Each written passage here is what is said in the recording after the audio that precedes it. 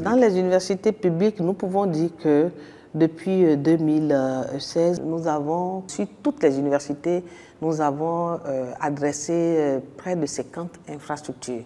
Et évidemment, au niveau de l'université d'Abomey-Calavi, qui est l'université un peu plus populeuse que les autres, nous en avons fait un peu plus. Et quand on parle d'infrastructures, c'est les réhabilitations de ça, c'est les constructions. On a eu le soutien de quelques partenaires tels que la Banque islamique de développement, la Banque arabe de développement économique ici en Afrique.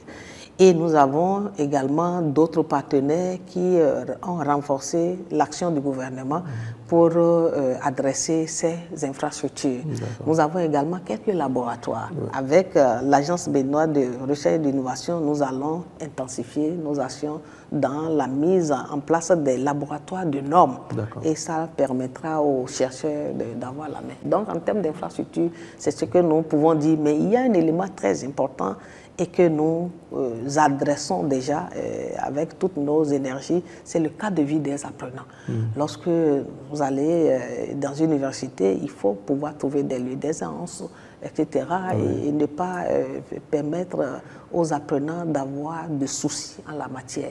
Il n'y en a pas eu par le passé, mais le gouvernement de la rupture a mis cela comme vraiment un point d'objectif assez important, puissant.